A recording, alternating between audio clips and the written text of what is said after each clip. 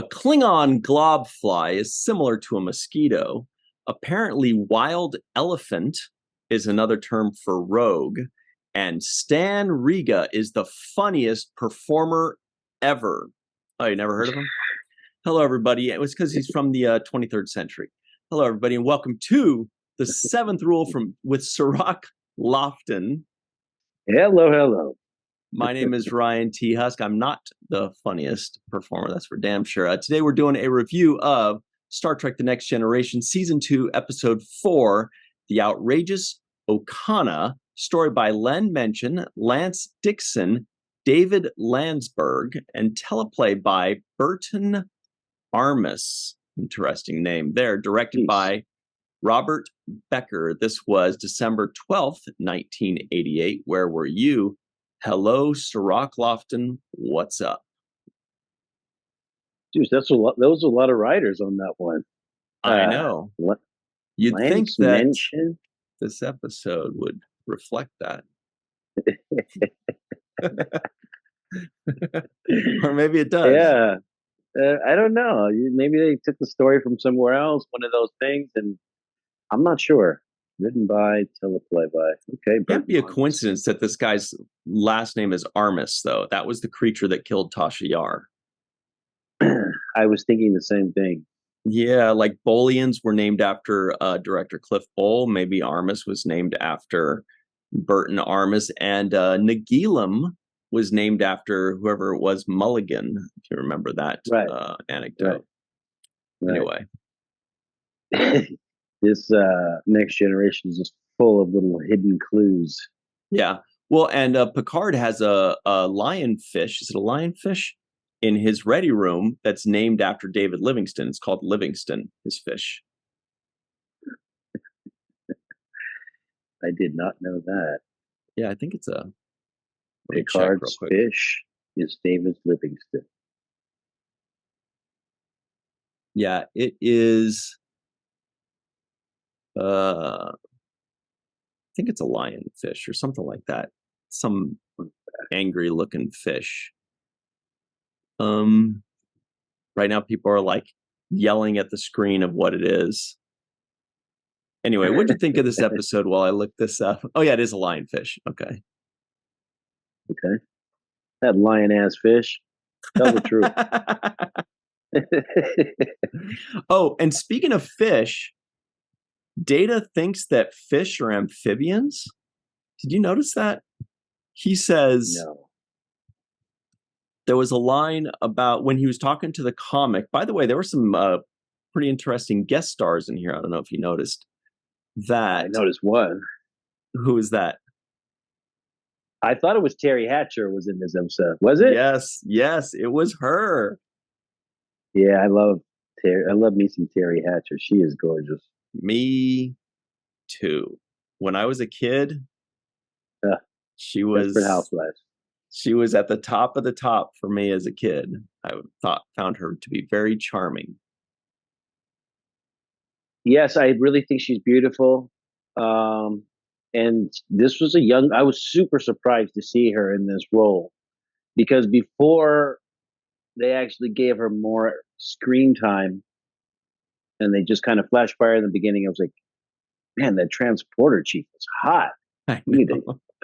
And then you look more closely and you're like, wait a minute, is that Terry Hatcher?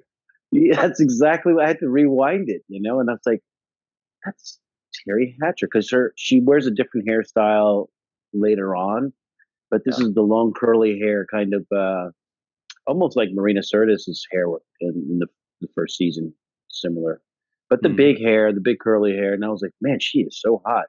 And then when the guy proceeds to talk to her, and I was like, oh, okay, she's not just some background super hot actress that was just in the background. She's actually got lines in this episode, and they're going to feature her.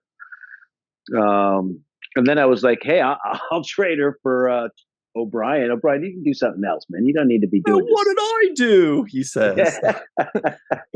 Well, how should I know? The warp core needs some maintenance. You can do all the pipeline stuff. Go roll up your sleeves and fix something. Hey, here's a quick story about Terry Hatcher.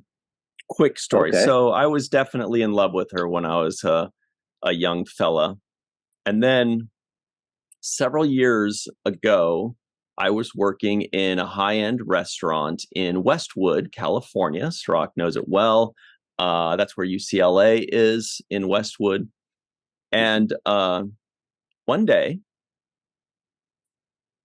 Terry Hatcher walks in, and she is with Baron frickin' Davis. Okay. UCLA alum, Golden State Warriors alum, of course, among other teams. And this was while he was on the Warriors. This was in the summer, so it was the off season. And I bring them into the back room so they can be alone. And I'm like, it's freaking Baron Davis. I was like so excited, And anyway, the point is, she, I kind of talked to them or whatever, and I give some kind of insider knowledge on like Warriors trade dealings or something. And he kind of looked at me like, how do you know that kind of stuff? But it's because I'm a big sports nerd. And if you listen enough, you can hear stuff. And she goes off to the bathroom, and he calls me over, and he starts like just talking to me, and he and I are kind of going back and forth about this inside kind of stuff. I'm, listening in pretty intently. I think it was like July. And because July 8th was when some trade could go through. So it was before that. Anyway, so she comes back out of the bathroom, and I kind of was like, I kind of wanted her to leave us the fuck alone. I was kind of like, can you, and I was saying, he's like, how do you know this? I'm like, oh, I'm from the Bay Area, and then she's like, I'm from the Bay Area too. I'm from, I think it was Campbell or Los Gatos or adjacent. I think it was Los Gatos. And I'm like, oh, cool.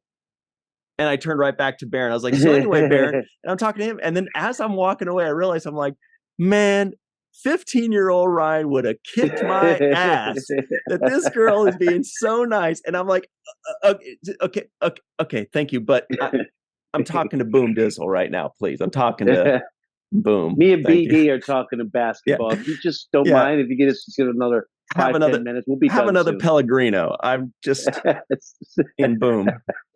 Anyway, so that was my painful day. You probably made the wrong choice there. You probably made the wrong choice. But Baron made the right choice. Yeah, Baron made the right choice. I too, had that same kind of crush on her, and there were others in that time period that were like childhood crush times. Mm-hmm. That's when you have those childhood crushes. But the point is, she was exceedingly nice and friendly, and I hope I didn't come off as rude or anything, but I was just like star-stricken by Baron Davis. But she was very nice and very friendly, and she seems like a wonderful person, and she nailed this role, which may have been one of her very first ever. I was she nailed this guy. I thought that's what you were going to say. What's up with this guy? Why was everybody falling under his spell so easily? It didn't work. It's the ponytail. It's the ponytail. Oh. You need to grow out a ponytail. That's the key. It's you have like a rogue kind of Braveheartish ponytail, leathers on. I don't know. I can't tell you, but I can tell you I was really happy right off the top to see how jealous Riker was. That was the highlight of the opening scene for me, was just seeing Riker saying, I can tell you one thing, nothing wrong with his eyes. He's got great eyesight. Like, okay, thanks for the observation. I guess he beat you to talking to the transporter chief, because you were probably had your eye on her too. Yeah. What else did he say about him? He says, he mentions his eyesight and something else, but he has excellent vision and a healthy libido, according to Riker. Yeah. And so, but that's a healthy libido, according to Riker. To me, that's like that's a toxic level of libido, bro. You can't even walk on the ship and just like say hi to somebody. He was flirting with Wesley Crusher, even. Yeah. Like, he was just like, I want everybody to love me. I don't care if I'm going to have sex with them or not. I just want everybody to love. And how was he humping 3 people already in 1 hour? I thought, because I didn't remember how this ended, I thought he was going to have some kind of magic pheromone or something that made everybody like it. But no, he's just so freaking charming that he says 2 words and everybody just melts and says, all right, we can hump in 40 minutes. I'll be right back. And they're just like, yeah. What's going on here? It was over the top. That part was over the top. That's again indicative of the kind of stereotypical situation that a chauvinistic man would like to see himself in. Like, yeah, I just walk into a situation and I get 3 girls the same day I was there. It's like, yeah, all right. Sure, everybody just follow. I just pay a couple compliments. Yeah. It's still not, that's not, no. I don't know. And the worst part is Riker's calling it a healthy libido. Like, yeah, that's what I strive for. That's why I take these pills. Estrogen 5,000. Like, like when you watch those commercials with the athletes and they're like, it's great for your libido. Your woman will like it too. Frank Thomas, the big hurt, right? Yeah, the big flirt. So to me, it's like Riker's like, that's healthy libido over there. No, that's like toxic levels. Dude, calm down, man. We just got on board the ship. You were floating adrift to your peril or something. Yeah, and why are they tolerating? Why are they tolerating? Why don't they just say, "Hey, calm down. You're coming with us." But they just sit there and watch him flirt. They're like, "Oh, look, there he goes." And at no point they were like, "Okay, that's enough, please. That's our transporter chief. We treat her and everybody with a level of respect. If you'd like to talk with her, maybe she'll be in 10 forward later. But for now, but they just sat there. She's on duty. There'll be a time for that. But can you follow us because we have to debrief you on what's going on. I mean, something. It was terrible for me because, and then he's in the bed with her in like the next scene, and I'm like, barf. This guy. Yeah, but when Data was emulating that comic, I was thinking, good thing he's not watching this guy and emulating this guy, like because he does that. Yeah. He'll watch somebody and learn from them. But I did want to mention he did the fish thing that I was saying earlier. The one guy who, by the way, was a famous comic as well, Joe Piscopo. I didn't recognize him, but I looked it up and I was like, oh, I know that name. I recognize Joe Piscopo. Because I was like, this has got to be some famous guy because he's doing his Jerry Lewis impression. But he mentioned, something about an address.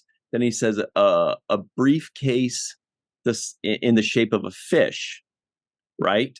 And then Data says, so the juxtaposition of gender and an amphibian briefcase are funny. So Data thinks fish are amphibians because when the guy said a fish briefcase, he replied with an amphibian briefcase. Somebody correct me. Like, I'm not the best scientist in the world, but fish are not amphibians. They're fish. Yes. Data needs to know this. Like, he should look it up in his head. Yeah, I thought he had a whole database. But clearly, there was actually one line in this episode that referred to that. I thought was funny. He says, "Have you seen any good-looking computers lately?" that was the line that he gave to Data when he was, trying to ask if he had ever made love to somebody. I think it was. That was actually a good point too. He says, "Have you ever made love to somebody?" And Data's response was, "The act or the emotion?" And I thought that was like a great point to bring up, because this guy obviously doesn't really know the difference between the two. Yeah, he said they're one and the same. I'm like, I don't know how people keep falling for you because these lines they're not working, man. I don't see it. That's what I'm saying. Even the girl that even Terry Hatcher's character said to him when he first kind of came on to him, he's like, "Yeah, you probably say that to all the girls," like she wasn't impressed.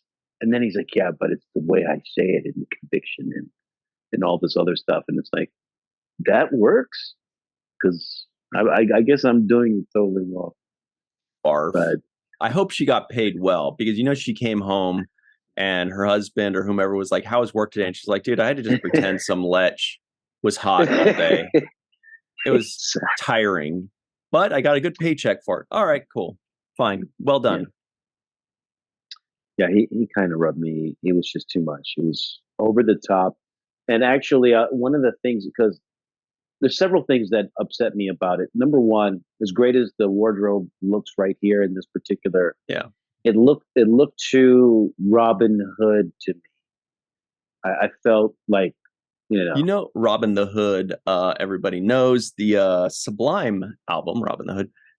You know, it reminded me of Ice Pirates. You ever see that old 80s okay, movie, Ice Pirates? That's what it reminds. no, but I When can see you on the pirate kind of look. Yeah. and he was in this character reprised by the same actor in Prodigy. If you remember, there were a couple episodes that they hired the Oh guy, yeah. but he had Oh an eye yeah. patch, and And then I he like liked him in jumps up. Prodigy though. Yeah, I same actually guy. liked him better in Prodigy. Now you know where it came from, and that it's such a bummer when you see these characters now on the new shows, but you haven't seen these old ones yet. You're just kind of seeing them in reverse order, but now you can appreciate who they were reprising. This guy. Oh, I totally remember his character in Prodigy. I mean, it was a standout performance because of the role being just almost as obnoxious, but it seemed to work better in animation than it does in real life because I was not convinced that he had the charm that they were trying to tell me that he had. It didn't seem to come Mm-hmm. across for me. I think, and if I remember correctly, wait, let me pull him up. In as his Prodigy character. Okay. Check this out. Which he plays the same thing, like he's the same exact character, right? A merchant Yeah. ship captain. Yeah, but he's gotten old, and yeah, I remember that character. Now, the other fun thing is, and his name was Thadian Okona. I always want to call it Okona because of how it's spelled. Right, But me too. he Me was too. also in so he was in the 2 episodes of Prodigy, but he was also in Lower Decks, and I'm pulling that up right now as well. So the same guy, same character in Prodigy and Lower Decks. So there's, to my knowledge, there's only been one character ever that's been in Prodigy and Lower Decks, and it's this guy, originated in the Next Generation. So this was him in Lower Decks.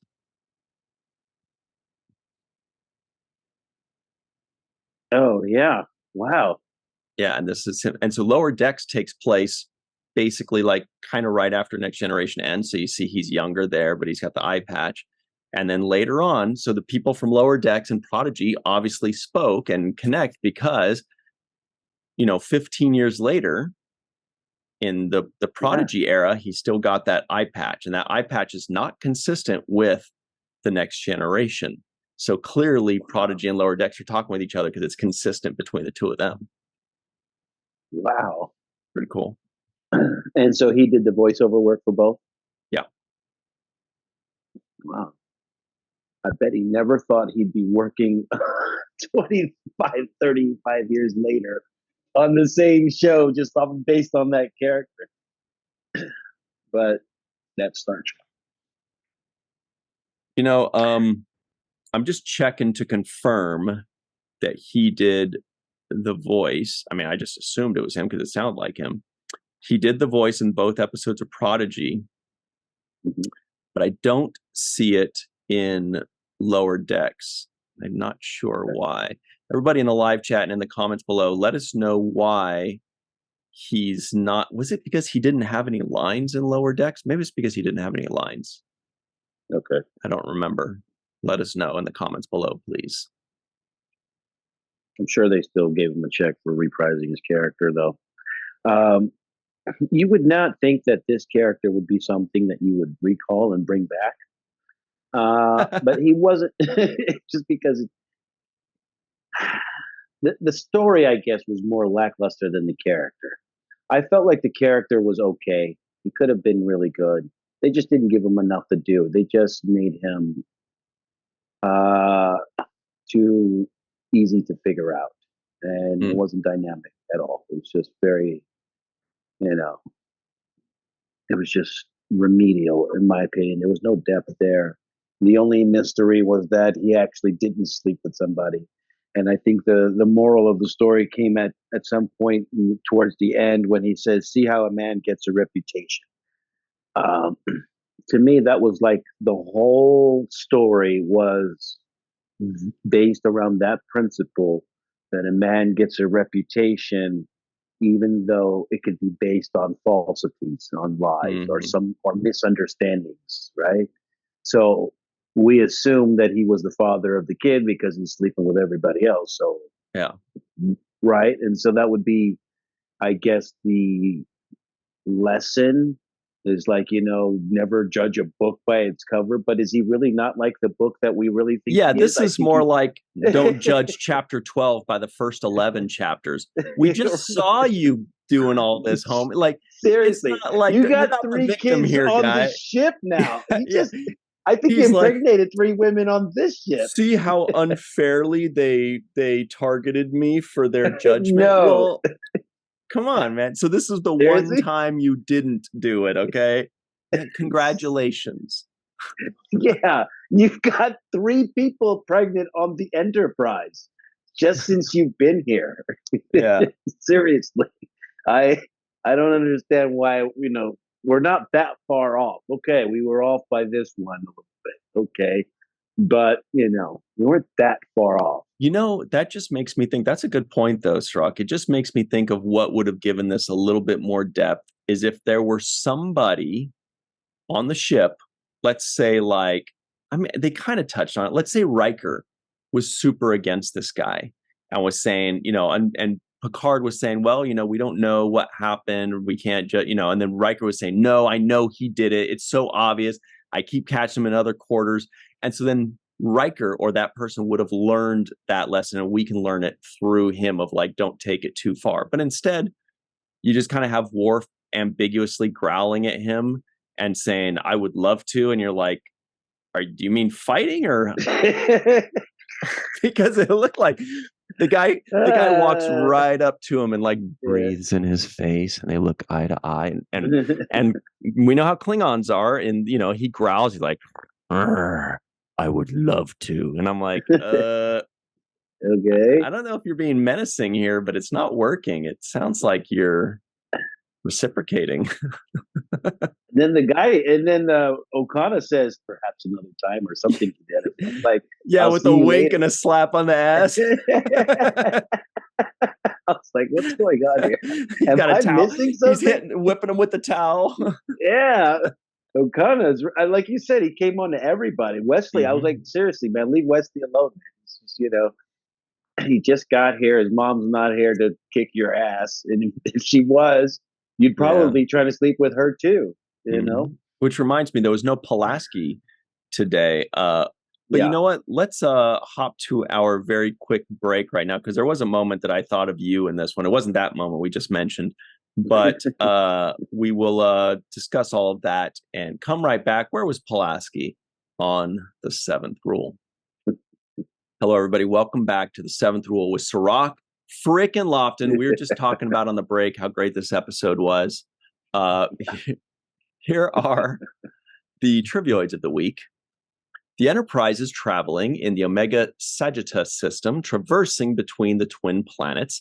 The Enterprise meets a mischievous, irreverent, and somewhat brazen dude. Apparently, wild elephant is another term for rogue. That was weird when Data was naming all those things. Lois Lane plays the transporter chief. That's Terry Hatcher. Yeah, Lois Lane. Okona believes the act of love and emotion of love are the same thing. Guinan insists her joke was funny. The 23rd century's Stano Riga is the funniest performer ever. Words that end with K are funny, or a briefcase the shape of a fish. Data thinks fish are amphibians. Data attempts to be an easy room. Joe Piscopo has problems removing his fake teeth. A globfly is similar to a mosquito, and the jewel of Thessia is a national heritage. Did you notice how he was, when Data pulls out his teeth, and then the comic guy I was like, what's happening here? Get a second take. I thought that was it took him a while because it seemed like he was trying to get some other stuff off. I didn't know what it was, but it was like he had more than one piece. Data seemed to get his out in one swoop. It seemed like he had like three pieces. Like he was what, Yeah. one, two. But he But acted it well. Like it didn't seem like it yeah, I watched it 2 or 3 times. It didn't look like it distracted him. So he was a pro. Like sometimes the blocking doesn't work and it shows on the actor's face. You know, like yeah, you can kind of, they're still going doing the lines, but he seemed to just be like, it didn't distract him one bit. absolutely. And to me, that was really, I guess, the highlight or the best part of the episode was Data and his search for comedy, which we've talked about it before. Brent Spiner is just an incredible comedic actor when he wants to be. Um, he's so good at just delivering the straight funny line, not the kind of hammy funny line that he was trying to do in this episode, where he was, with the cigar and let me tell you about some guys, and that's not Data's strong suit or Brent's strong suit for comedy. It's more of the uh, straightforward, emotionless kind of delivery where doesn't, where he's almost trying not to be funny, Yeah. Um, like at the end when he does the goodbye Data, just something simple like that. That was more funny than all of the jokes he was trying to tell. Yeah. Oh, and which reminds me of this. I'd remembered that scene, but I did not remember what episode it was in. It was a very memorable scene. For me, it was the most memorable scene of the episode, is when Data realizes the audience is just laughing at everything he's doing and he's not actually being funny. So at first he thinks, oh, wow, I'm killing it. And you can almost see him getting sad. You can feel for Data when he says, computer, turn the audience off, or something to that. And they started laughing when he said that. Yeah, they did. They're like, oh, good boy. Oh, that's fun. My favorite joke. But it was like, I remember being, as a kid, when I saw this, I remember being emotionally affected by that moment, that realization. I felt like, I just felt like that was a good moment. To me, that was probably the best moment. What I didn't remember, though, was Guinan's good moments with him in 10 Forward, because she's a little bit, when Troy is counseling somebody, she's very mindful of their feelings. She says things in the nicest way possible. She works with them. Guinan, when she's giving somebody counsel, she's being blunt. He says, was that not funny? And she goes, no. She does. Troy would be like, well, humor is subjective and some people find things funny and other. Guinan's like, no. And then she's like, you're never going to be funny. You're not funny. My joke was funny. And she's like, very kind. And she was right. Her joke was funny. It was. And and I love that scene between the two of them. Was probably the best scene in this episode when he says, she says, and I'm annoyed, right? And she explained her joke to him, and then he says, you told the joke. And she's like, yeah. And he says, I'm not laughing. And she's like, yes. That was the funniest scene right. When he says, I'm not laughing. And she's like, yes. And he's like, maybe it wasn't funny. And she's like, no, my joke's funny. No, the joke was funny. The problem is you, bro. So sorry to tell you. That was the best scene. That was the best scene. That little interaction with Whoopi. I wrote down in my notes, Whoopi is back. Yes. Because she does bring something to the table that nobody else does. There's a thing that Whoopi does. There's an energy that she brings, and it's unique to her and her personality and her skills as an actor. So I really love seeing her back on the screen, and that scene with Data and the two of them that was classic. Great delivery on Data's part, especially when he says, I'm not laughing. I love that part. It reminds me, a scene that you are going to see is when, somewhere down the line, I don't even remember what episode it is, but he tries a beverage, and I believe it's Guinan that has him try it. And I don't know, remember if it was prune juice or what, but she says, "Here, try this." But it might not have even been an episode. It might have been a movie. I really don't remember, but it's such a classic scene. He tastes it, and then she goes, "What do you think?" And he goes, "It's revolting." And then she goes, "Would you like some more?" He goes, "Please." And he's like so excited to like learn what revolting tastes like. And people in the comments below right now, I know they're all just yelling out what episode that is, but please let us know. Go ahead and use all caps if you want. Put on that caps lock and yell at me about it. But that's such a memorable moment. When I thought of you, Cirroc, was when we had our Mari Povich moment of "you are not the father," and I was like, I bet you right now, Cirroc's thinking like, this is like Mari Povich with this whole twist around. I don't know. Did that jump out at you at all?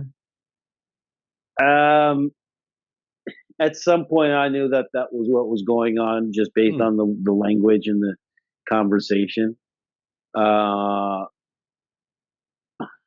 At some point when they were all gathered in that room, and I knew that he was not.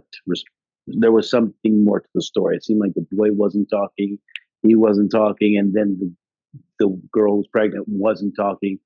And I don't know anybody who would be more upset than the woman who's actually pregnant. So she would have more to say than I think anybody in the room. Yep. And it seemed to me that was awkward. So once that happened, I was like, okay, something's going on. How come she's not talking? Because she would be the one, like, you never answered my calls and this and that. It would be more there than just the father. Well, thank goodness we had Deanna Troi in that scene when everybody comes out, tells the truth, and they all admit the truth. And she leans in and she goes, "Now we're hearing the truth." I'm like, oh, this poor lady. Why are they giving her this line? She's got to be so embarrassed. She's like, seriously, you guys? Yeah. After we all know that everybody confessed and told the truth and everybody agrees, that's when I got to pipe in and say, now we know. Picard would like look at her like, what am I supposed to say to that? We know, dude. Yeah, no. I think it was Eve England called her Captain Obvious. Yes, that's what she is. She's the most Captain Obvious person ever. Like, seriously, we got it. Yeah, we know. Thanks for that. And that, that's just indicative of kind of poor writing for her character. There could be a lot more stuff done than what was face value. I sense that he's horny, Captain. Yeah, because he's grabbing her ass. Yeah, like he's jumping Worf, he's jumping West. The way he was holding his machine too was a little sensual. It was crazy. His machine. Yeah, he was holding his machine the whole episode. Is the problem. They're like, "Why is this machine so worn out?" Don't worry about that. Just fix it. But yeah, it was just a little bit too much. You know what he reminded me of, though? Is I don't know if anybody's ever seen Princess Bride. Yes. But the main guy in Princess Bride who's trying to save the princess, who our good friend the Grand Nagus is in. That's right. Wesley was his name. The character was Wesley, played by Wesley and Buttercup, and of course you're right, Wallace Shawn, the Sicilian. Yes, and that's and of course Fred Savage, as we know, and Mandy Patinkin, I think it is, who I did not realize. I saw him in Homeland and a bunch of other things. This really amazing freaking actor. I didn't realize until recently that was the same guy as the Inigo Montoya guy. You killed my father, prepare to die. I'm like, oh, is that the same actor? Brilliant. Anyway. Yes, that's exactly what I thought of Wesley from Princess Bride. It almost seemed like there was a point where Okona was going to come on to Troy, and I don't think he did, right? And it was weird that happened. Like, what's wrong with her? Like, it seems like anybody walking, he's shooting at. So I didn't understand why he didn't attack Troy. You know what I mean? It felt weird Yeah. that he wouldn't come on to her. It seemed like that's what they were setting up at the beginning when Yeah, he said, "Is that a woman's voice?" Yeah, and she was smiling and being friendly and liking his charm and all. It seemed like that's what they were setting up, but I guess they were just setting up that everybody likes this guy. He just charms the pants off of everybody. Yeah. Not my favorite though, but I would have liked to have seen this story go differently in a whole lot of different directions. I think there was opportunity there to make Riker more of a center figure, to kind of like be suspicious of this guy, or more of a competition there, because Riker's supposedly I'm the smooth talker charmer. I get to. You know what I thought was weird was when Picard's like, "You can commiserate with any one of my like." He's like, basically, you can bang out any one of my crew, and I'm like, what kind of thing is that? Like, what kind of offer? That was a weird offer out there they put out there. That was another thing that I found was really strange along those lines, and it was when they found out that the one dad was mad that Okona impregnated his daughter and then just ran off. And they were, and so, Picard and Troy were laughing at this dad going like, he's like, what's his problem? And she's like, oh, it's, dealing with ancient codes and this and that. And they're like, I'm like, wait, what's so ancient codes about a dad being pissed off that some dude humped his daughter and ran off without, giving anything, got her pregnant without any kind of, I don't know, moral support or compensation or conversation. And they're calling it ancient. Oh, this guy wants someone to take care of his wife's or his daughter's child. What an ancient code. I just didn't understand that thing. Maybe I missed it. Maybe they meant something else. But I was like, is Roddenberry right in this? I don't know. What's going on? yeah, that I felt the same way about that. Like, I don't understand what's so archaic about responsibility, taking responsibility for a life that you bring into this world. Is that something that's going to change in the future? Like, where you could just, have no accountability whatsoever. Mm-hmm. I think that was kind of a, and then the other thing was, I thought Picard saying, "No, I don't care who you have sex with on my, you can. I was like, well, you should a little bit. I mean, what's going on here? This guy can't walk in the door and just. We don't know anything about this guy. Maybe he puts a spell on people. Maybe he gives them a disease. Like, we should be you should careful be about this stuff. Of something. Yeah. What? Yes, some kind of suspicion. We don't know if he has a spell. We don't know. We've run into 1,000 different kind of alien powers that people have, electricity and all this other kind of stuff. Yeah, the guys that were zapping people. Yeah. Hey, so it could be a mind control thing that he has. I mean, I would think that you would want to investigate a little bit about it. So it has come time to do our home run of the episode, everybody here. What do you think, Cirroc? Who gets the home run of who scored? Who got the home? Yeah, we shouldn't talk about baseball analogies in this episode. Yeah. Well, we already know who had the most home runs in this episode. But I wasn't blown away by his character that much. So it's going to be hard for me in this one. I'm going to give it to Brent Spiner. I'm giving the home run to Brent Spiner as Data. I thought the lines, one of my favorite lines, if not my favorite line, is when he says, "My timing is digital." Yeah. I thought, boom, that's a good joke. That's a great delivery. you delivered it like a robot.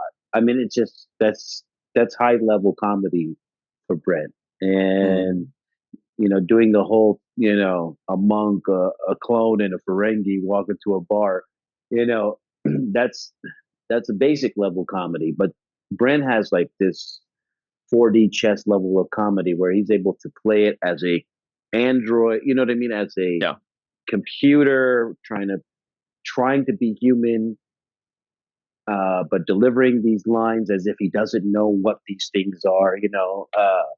even when he gives computer definitions for words.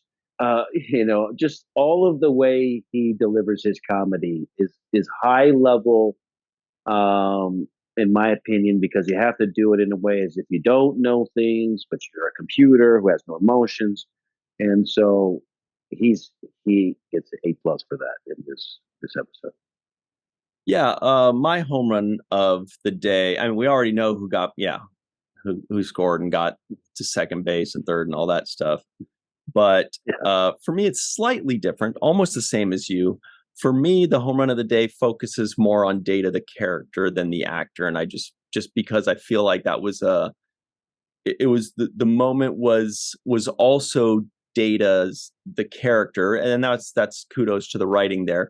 When he has that moment of realization that the audience was just programmed to laugh at whatever, and that's part of that character's growth, is just, he's just learning bit by bit by bit, and we're growing with him. We're watching him strive to be something, and then sometimes he succeeds, sometimes he fails, but he's always learning, and he's kind of learning with the wonder of a child. A lot of times, we're watching. That's Brent Spiner doing that the acting there.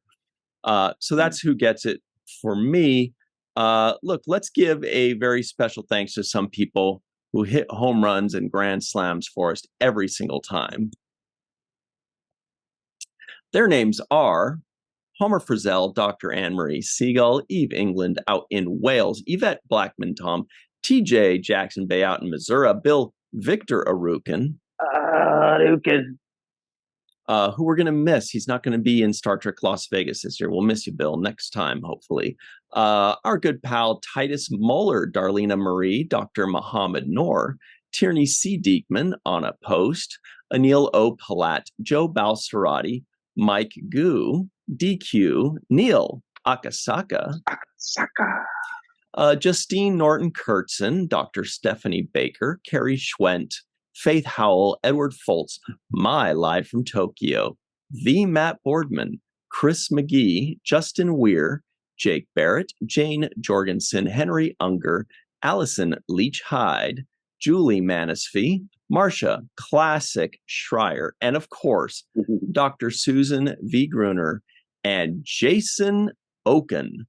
All right, everybody, stick around. We've got the free-for-all up next. You've been waiting this whole time for the free-for-all. It's here. We'll be right back on the Seventh Rule. Hi, everybody. Welcome back to the Seventh Rule with Cirroc frickin' Lofton. Hello, hello. This is the free-for-all, everybody. And we are joined with our good friends, Malissa Longo. Hi. My live in Tokyo, Carrie Schwent, the magnificent McGee, TJ Jackson Bay out in Missouri, Dr. Muhammad Noor with his hashtag save Star Trek Prodigy background. Brilliant. We've got Allison Leach Hyde, Faith Howell wearing her Cardassian shirt, which is freaking brilliant.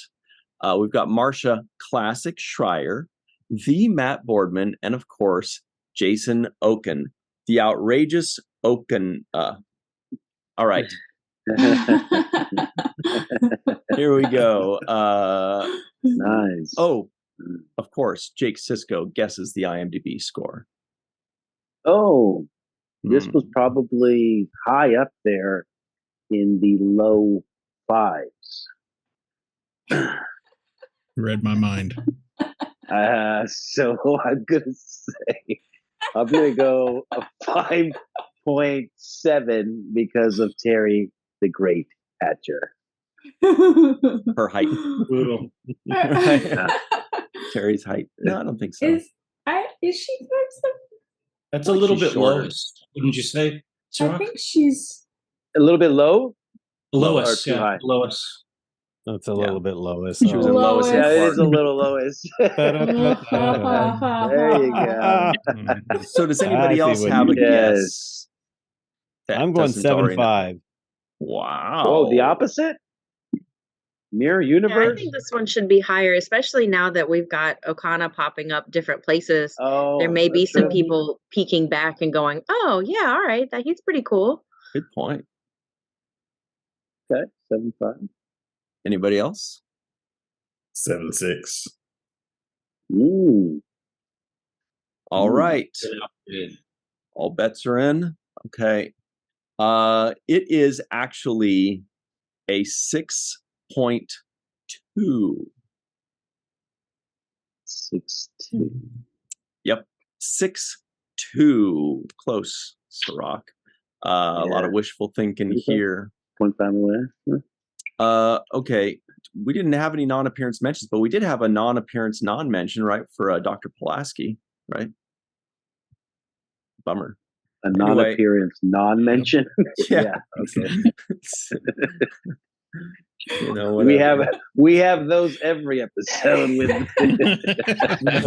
a lot of people. Everybody, basically. Everybody. Well, Malissa Longo, can you get us started on the right track, please? Maybe. What I learned from this episode is that Data is as skilled at telling jokes as I am.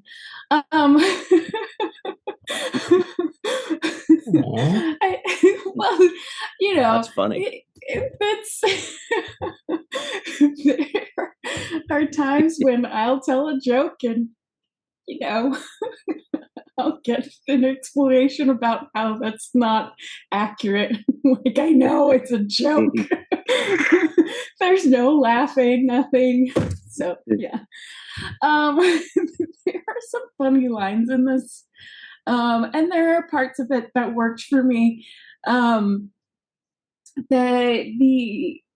thought in the exchange between Riker and Picard when they're discussing surrendering to the ships because their lasers can't penetrate even their navigation. That was funny to me. And then some of Data's attempts at jokes were funny to me. The whole what was it? The Ferengi, a clone, and something else walk into a bowling alley. I thought that was pretty funny. And then he was trying to talk about the person hired to be shot out of a cannon, and he was hired and fired on the same day. That was funny. Funny. That was funny. And I'm on the fence on what to think of Okona. I've never seen this episode before. Yeah, it was a first for me, and I'm on the fence on what to make of him. I mean, he had some charming moments, and I like the actor a lot, and I've seen him in a lot of stuff, but I don't know. And part of it could be personal biases, but I don't know. I don't know. And that's kind of how I felt about the episode overall. I don't know. Did he remind you of the Ice Pirates at all? Remember the Ice Pirates, that movie? Well, no, not that, but he did remind me of a pirate, Captain Jack Sparrow, and but not as quirky. And but it was interesting to read that Billy Campbell was who Gene Roddenberry wanted to play Riker. Mm-hmm. Which I not thought enough was chest hair. Same height. Yeah, they're both really tall. Eric, that's why he was giving him dirty looks. Yeah. Eric Pierpoint was a runner-up for that too, if I remember correctly. Oh wow! Of Alien Nation. Mm-hmm. Anyway, look, runner-up to nobody is Mai Live in Tokyo. What's up, Mai? What do you think of this one? I think we should retitle it The Outrageous Mullets. I mean, Okona, Piscopo. Seriously? Yeah. There were a lot of mullets that we were dealing with on this episode. Data's laugh, though, that dry, raspy laugh, love it. That always gets me every time. The rendezvous with the red t-shirt dress clad transporter operator, that was ludicrous. But interestingly, I thought it spoke to the loneliness of space military work and the necessity to be practical when the opportunity for libido workouts presents itself. And I thought that was another way to look at that. I really liked Data's gentle touching of Guinan's arm as he left 10 forward when he was called to the bridge. I thought that was really sweet, very human, actually. I didn't expect that. Don't ever think we've seen that again. That was excellent. A fun episode, a little too obvious. Still, though, there were some interactions, good character development, I thought, for a lot of the people. And I thought that it was something that we desperately needed at this point in the series. So I like that aspect of it. One fun tidbit, Chris, is that the term Sagita, which is the name of the system where they are, means, among other things in architecture, keystone, which is what this is. The keystone, it comes from geometry. It's the distance between the center of an arc and the center of the base, and it's used to calculate the size of the arch that's required to support whatever it's going to bear. And the keystone it's the thing which it locks the arch. The two sides of the arch are built, and then that's locked in, and then weight is pushed down, and that pushes the stones on the sides, pressure down, and it allows it to bear weight. And I thought, in a big way, Okona acted as the keystone between the two sides of the arch that were Benzan and Yanar, allowing them to come together and be one. And I like the way they introduced the name of the system as Sagita at the beginning, and then had him play that role as a keystone for those two people. So that was kind of cool. And I guess the only thing left to say is say goodnight, Gracie. Goodnight, Gracie. Pick my Worf, please. Look, Dr. Noor is here, and thank goodness he is here. The Vice Provost for Academic Affairs at Duke University, an occasional Star Trek science advisor. And the reason we need you here, Dr. Noor, for the record, is a fish an amphibian, please? No. Easy answer on that one. Thank you. That was easy. Your thoughts on this episode? Sure. Because they did say, that Data did say that a fish was an amphibian in this episode, and that confused the hell out of us. It's okay. I enjoyed seeing Okona again. That was before they hired Muhammad to be the science advisor. Oh, there you go. Yeah, there we go. That was the old guy. I appreciate the vote of confidence. I enjoyed seeing Okona again after seeing him obviously in Lower Decks and here in Prodigy, as we have over here. And again, hashtag Save Star Trek Prodigy. There were two things I just thought were things I wanted to comment on. One of them was, this is minor, but I really enjoyed it, that amusingly dramatic and ominous music as Worf was walking down the hall to get Okona. Yes. It was so over the top, like, what's about to happen? Another thing, and this connects with some of the stuff that has been said earlier, the humor aspects felt a little dated to me relative to what's happening, obviously, right now in terms of AI and things like that. So I wanted to test this, and inspired a little bit by Carrie here. I asked Bard, which is the Google version of ChatGPT, to compose an original humorous limerick about Data from Star Trek The Next Generation. That's what I just typed in. And it composed one. I'll just read it to you. There once was an android so fair, whose positronic brain was quite rare. He could solve any grim problem you threw at him, but he still couldn't tell a limerick from a square. So that was just based on, just typing in that one prompt, and it came up with it. And I tried Googling sections of it, and it's not on the internet. It made up that limerick right there. Pretty smart. It's not the best, but it's not bad. So again, it felt a little dated, but it felt a little dated. But then again, I mean, it is almost 40 years ago, so it's fair. So that was it. Yeah. Good stuff. Thank you very much for that. Don't worry, Carrie. We're not going to replace you. Yeah. Your job is definitely safe for now. That's all that showed. TJ Jackson Bay is out in Missouri, and it feels very strongly about that ominous music that was playing when Worf was just taking a stroll down the hall. So dramatic. Dramatic. And it's not, I think, the last time that we get a dramatic walk down the hall. So that was fun. I also noticed that after that moment, every time we saw Okona, if you notice in the background, there's a security escort with him after that. So Worf was not playing. He was on his game. He was like, okay, we called you, you didn't come, you're causing trouble. I got to put somebody on you. I enjoyed this episode a lot. I liked both of the stories. I thought, Okona is, really walking the line. And, since I kind of knew, how it ended, I was a little bit more observant in this watch for the things he said before the reveal, and how he didn't particularly lie to Captain Picard, but he also didn't reveal the secret. So I thought that, he really was trying to, be as honorable as he could in that situation.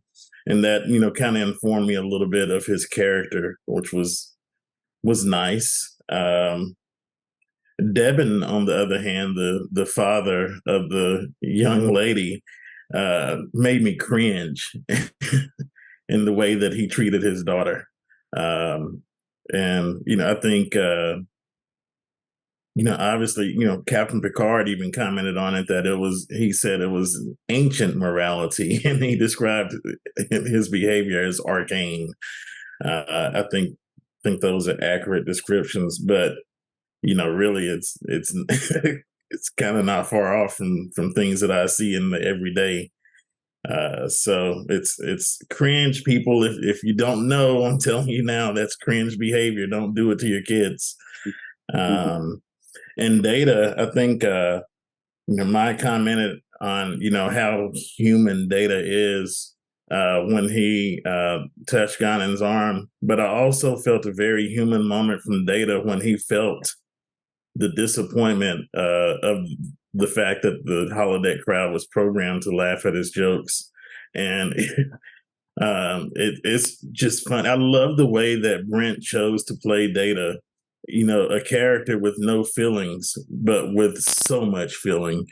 And, I just really, really appreciate the choices that Brent made over the years to make us feel Data, even though he didn't have any feelings. And lastly, the Enterprise is pretty invasive. I thought when they first see Okona's ship, like they do the whole workup. They know what's wrong with this ship. They know that it's empty. They know that he runs his engines hard and like all of this stuff. I'm like, does this guy not have a right to any privacy at all? Enterprise flies around. And then, later on, when Worf drags him to the bridge, Picard accuses him of coming on board with false pretenses. When Okona gave no pretense at all, he was just flying along and the Enterprise swoops in on him. Like, he didn't call for help. He didn't ask them to come. He didn't lie to them. So I thought that was interesting that they had this kind of prejudged conception of this man's character. And probably, the audience too. I mean, we see the way he behaves. He's, going from quarter to quarter, doing this thing, and Worf has to drag him away, and also funny moment. The crewman that he was kissing in the quarters had to stand on her tippy toes in that scene. You look at her feet. So all in all, this is an episode that I really enjoy. And I actually, the thought that I had is it's a shame that we don't get episodes like this anymore, because you won't find this episode in a 10 or 13 episode season. They're not going to make an episode like this because it's not going to fit into the greater story. So I miss that. And hope that we can get that kind of Star Trek again in some iteration. And in some ways we get that in Strange New Worlds, but I miss episodes like this. These are the episodes that hit home for me, that I watched over and over again when there was no new Star Trek. So good episode. I love it. it deserves more than a, what was it, 6'2", 6'5", whatever. Definitely more than a, what did you give it, Cirroc? 5 something? 5'7". I wasn't off that by that much. I was half a point. Yeah, you were close. 5'7". Well, to be fair, he's predicting what the people on IMDb gave it, not. I'm sure he'd give it a 10. And by the way, give it a 5. Okay, yeah. But thank you, TJ. Also, I always laugh at Melissa's jokes. Well, thank you, TJ. Somebody has to, I guess. Let's test that out. Melissa, ask him if the reason Devon wanted Okona to marry his daughter was because he wanted a debonair. Oh, God. So, okay. Thank you very much, TJ. The magnificent McGee is here to right this ship. Thank you very much. How are you? Good luck with that. Yeah, I couldn't resist having the alliteration, just like the title of the episode here. So yeah, this one was one that I'm quite surprised that it got as high of a rating as it got. Not because I didn't like it; I enjoyed all of them. That I just figured that most of the internet would not, because this is the episode where we learn that Data can only be funny unintentionally, at least until maybe he gets an emotion chip or something. Like Melissa has already said, it establishes that lasers are vastly inferior to phasers. Maybe that's the reason why originally Gene Roddenberry wanted to use phasers in the show rather than calling them lasers, because all the other sci-fi shows they're called them lasers. And of course, I'm assuming this is in reference to sci-fi lasers and not light amplification by stimulated emission of radiation. Mohammed and TJ, of course, noted the epic action music. There's nothing more I can say there. I did like how when Data was doing his stand-up routine, he kind of referenced other comedians at the time, like Rodney Dangerfield when he did that little neck turn, and the golf swing, which is Bob Hope, I think. That was nice little references there. And of course, I didn't really have many notes for this episode, so I'm kind of cutting it short here. The memorable quote that stuck with me is, "My timing is digital." Very nice. Excellent. Thank you very much. Chris McGee. We've got Carrie Schwent here. Challenge accepted with the limerick. She's ready to go. What's up? I'm doing good. I think I might as well start off with my limerick, and then I'll get to a few things. This one comes from Okona's point of view this time around. I'm called outrageous, but I'm just a man who tries to live life as best as I can. I've got away with ladies. People think that I'm shady, but what I love most is, of course, romance. Aww. I like Okona. Charm 4 days. Cute little guy. Yeah, I kind of would have liked to seen his hair out of the ponytail, maybe when he was kissing that second one. Desperately hoping that it was not a mullet, because I like long hair on guys, but I just no mullets are a no go.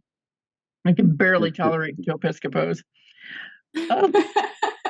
Cadets on the bridge. Momentary. Oh my gosh! What are you doing? This is Nog. Oh my little baby. And switch. And then this is Jake. His slightly bigger brother.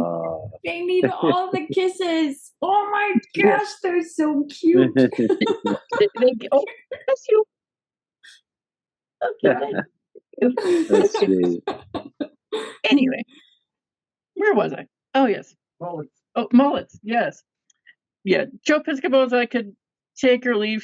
He's not really the kind of comic that really kind of does it for me. I enjoy his accent, but his impressions were just a little bit painful. I enjoyed the regular jokes though, and yeah, I loved the accent. So many good guest stars in here. We got Terry Hatcher, who is one of the many fabulous Lois Lanes.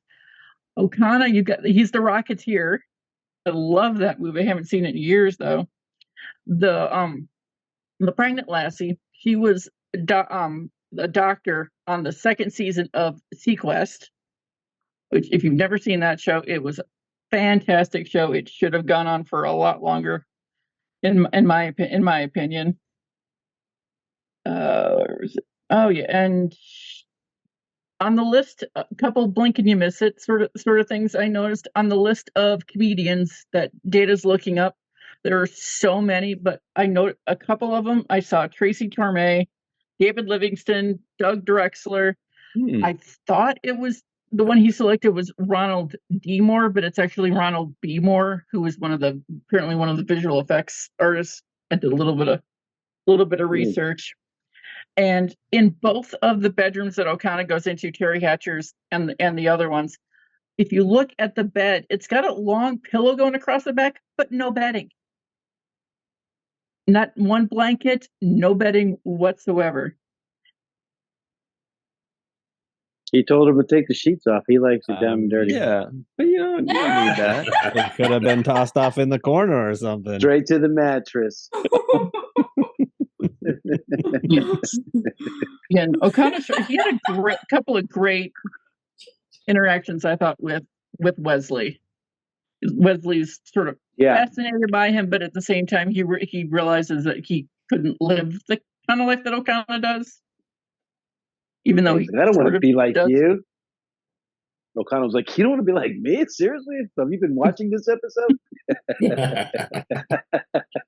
And Guinan and Data were so sweet. Those couple of scenes, and I loved her joke. You're a droid and I'm annoyed. Mm-hmm. Why? Definitely gives a hint of her sort of stand up comedy sort of back her background. Okona made an excellent one too with Data about asking him if he'd seen any good computers lately, any good looking computers lately. Yeah, Okona makes me smile. I could have done without the whole Romeo and Juliet Maury Povich part of the episode at the end, but see, told you, Cirroc, Maury Povich. Yeah, you know what? Okona makes me smile too.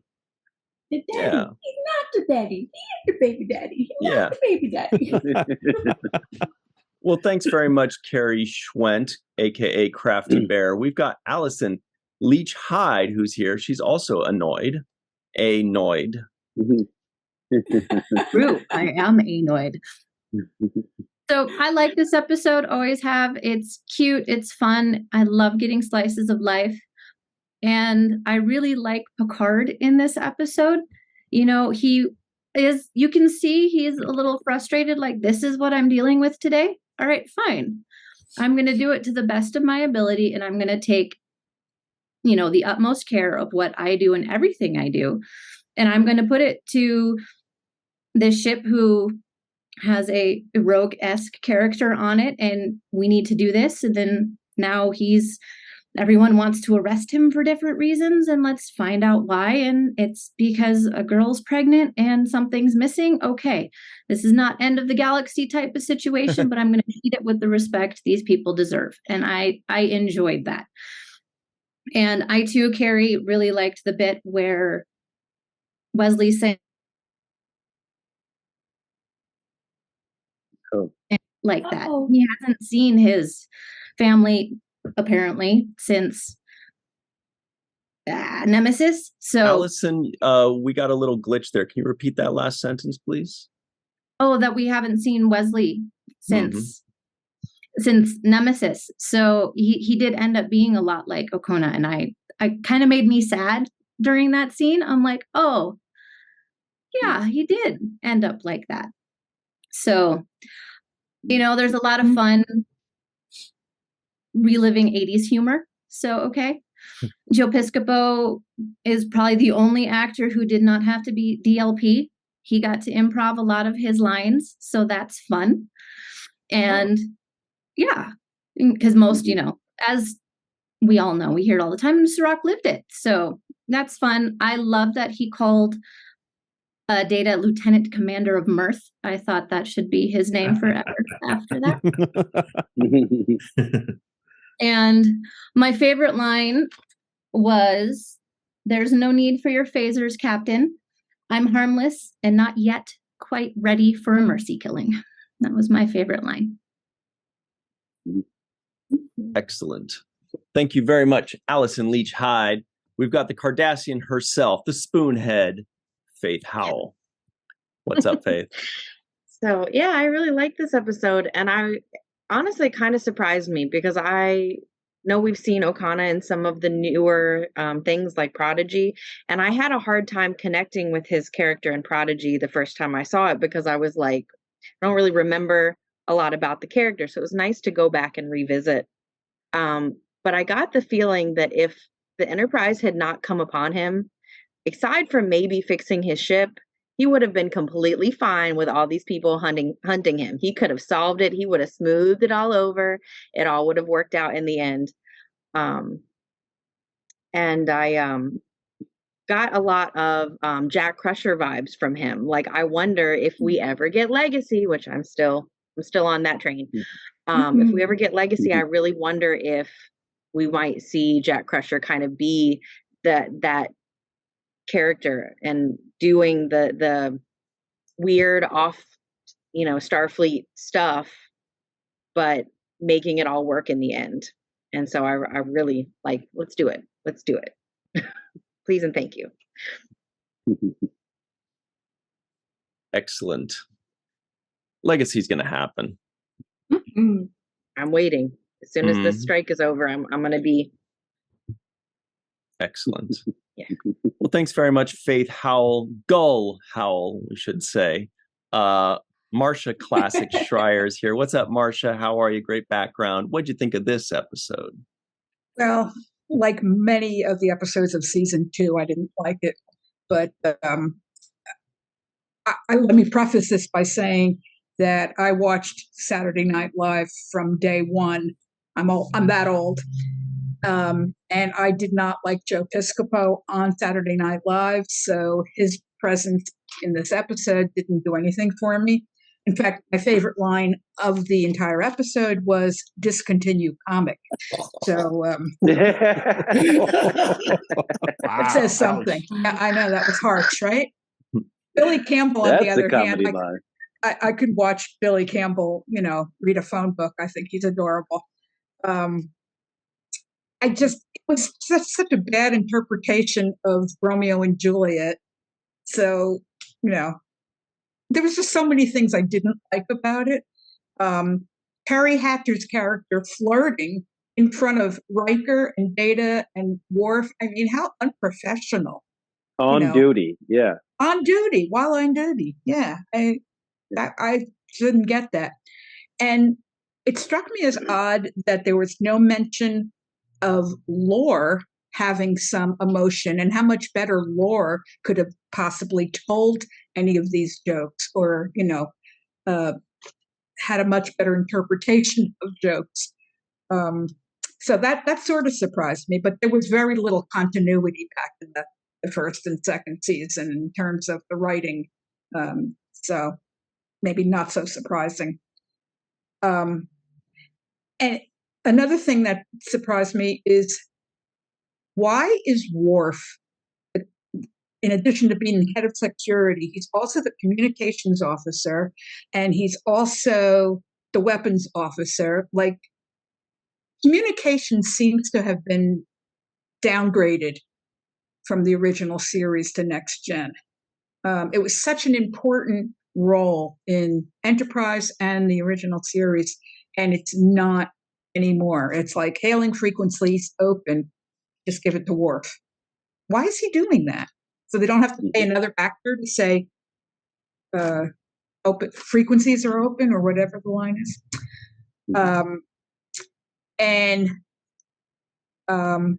Libido workouts is now one of my favorite lines, and I'm going to steal that. I've never heard that before. It's so funny. Thank you, Mai. Thank you.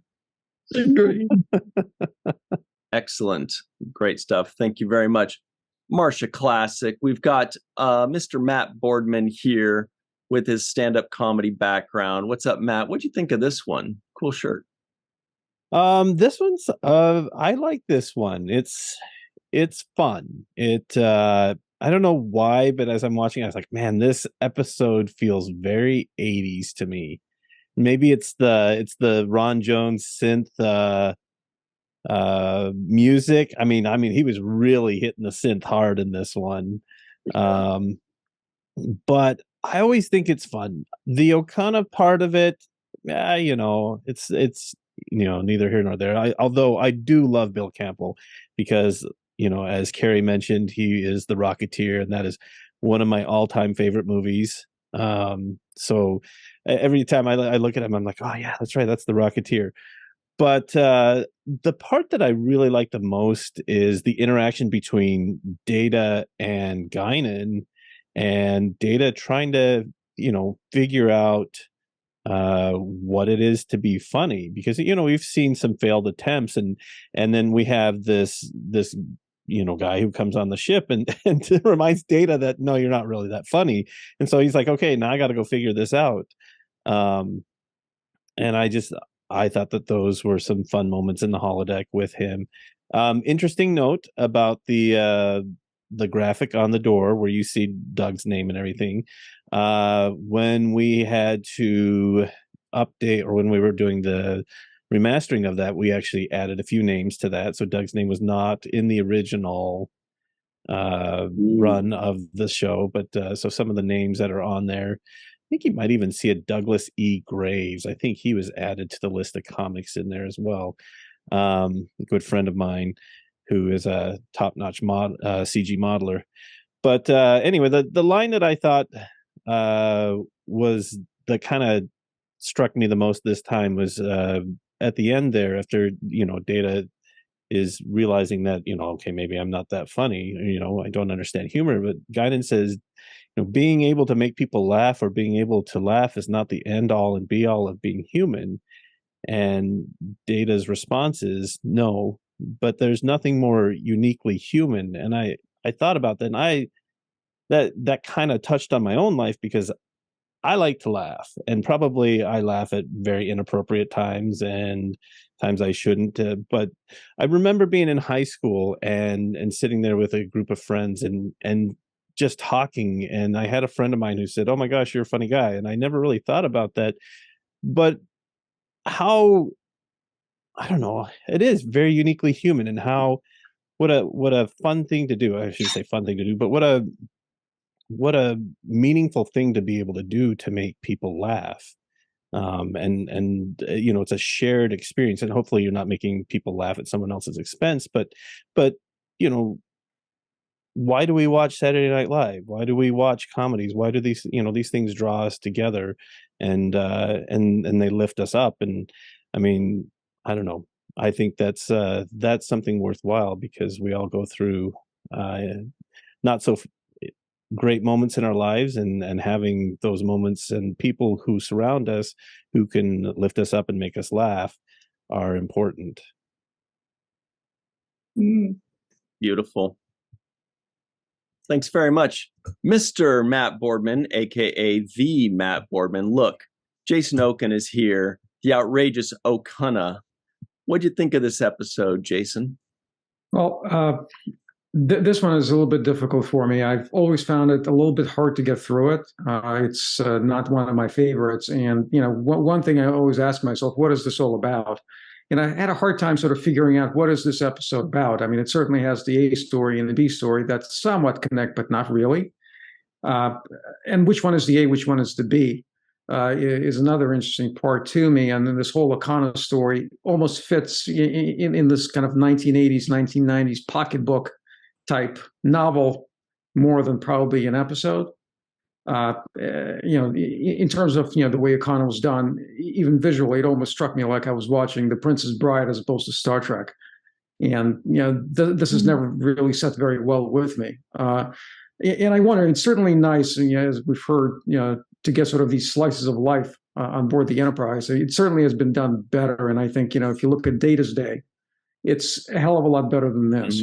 And it's taking sort of this part of Data and exploring her personality, and it actually carried an episode, the entire episode, and it tied all the stories together. Here we have sort of this, Data's humor. I'm not sure that could have carried the entire episode, but this whole issue with Okona, it just didn't seem like it was something, frankly, worthy of an episode. And I wonder if this script came up in season 3, if Michael Piller would ever let this get on the air like that. Because it's really not about any of our characters. I mean, I granted there's some Data here in this humor, but what is this all about? It certainly is, again, has been said, kind of stuck in the 80s. And, what I did find positive and interesting is how sort of the jokes and the humor evolved. Because if you look at this, at what's called the final draft of the script, it changed quite a bit from what ended up on the screen. A lot of the jokes aren't in there. So certainly, Joe Piscopo may have done his act, and I think some of the stuff that Whoopi and Brent talk about is also not in that script.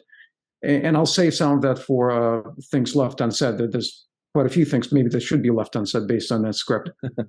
But and even visually, frankly, this is Robert Becker's, I think, only Star Trek episode, and it felt stilted. It felt sort of static, and I think there's a scene on the bridge where the camera just stays motionless, nothing moves for quite a while, and sort of this medium shot. And frankly, the camera moved more in the original series on the bridge than it did here.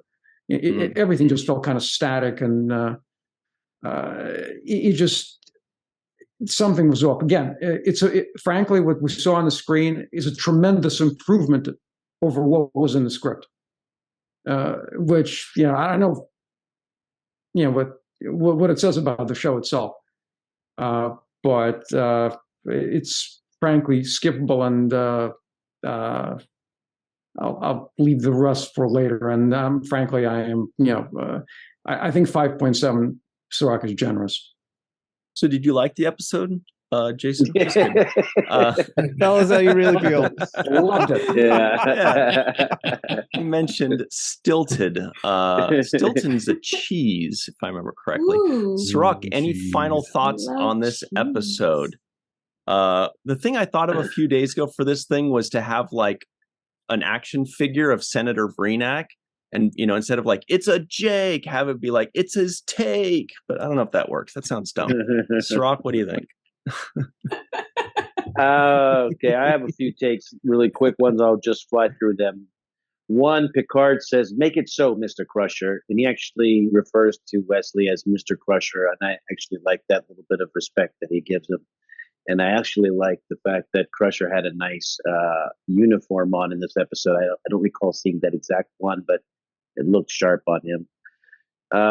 My second take is when Worf comes looking for Okona and he kind of walks in on him with the woman, I'm like, well, where's the knock? Where's the doorbell? The bed is like literally right in the living room. So this is not a privacy thing. There should have been a moment where there's a knock, like, I know you're in there. Yeah. Come out or something. And they went right back to making out before he left. Like, they didn't care. They're like, let him watch. Who cares? Yeah. Yeah. I think that doesn't respect people's privacy. If you're given a cabin, if you're given a spot, you should be able to allow people to come in. And if there's a resistance there, then Worf can use his security authority to break that door down. I would have liked some reference to some black comics. I think actually this episode would have played better with a black comic. Some kind of Red Fox, Richard Pryor type of character. I think it would have showed more of the disconnect that he has. Like he's just not cool enough to be funny type thing. I would have liked that. And then last thing I'm going to say is, they were making fun of the technology of these planets, which, by the way, to me was a reuse of a story that they had earlier in this show where twin planets were next to each other and one was selling drugs to the other. Oh, right. And Picard had to resolve that issue. And here we are, twin planets that don't like each other. It's a reuse of a story, and I didn't like that. And then, they were making fun of their laser and their technology. It's like, well, Okona's laser penetrated everyone's shield. And that's my final answer. Thank you, everybody. Good night. All right. Well, that's our time, everybody. Very special thanks to my live in Tokyo, Malissa Longo, Carrie Schwent, still undefeated in the limericks, by the way. Magnificent McGee, TJ Jackson, Bay out in Missouri, Bill. I almost said Bill Victor Arukin because I'm used to reading those down because he's right after him in the list. Dr. Muhammad Noor, Allison Leach Hyde, Faith Howell, Marsha Classic Schreier, Matt Boardman, and of course the outrageous Okona. Been a fun one, everybody. We will see you next time. We'll get this thing squared away for next week. Don't worry, we'll be professional. What? Thank you all very much. Yeah, for Mr. Aaron Eisenberg and myself, Malissa and Cirroc, we thank you all. We will see you next time. Until then, always remember the 7th rule.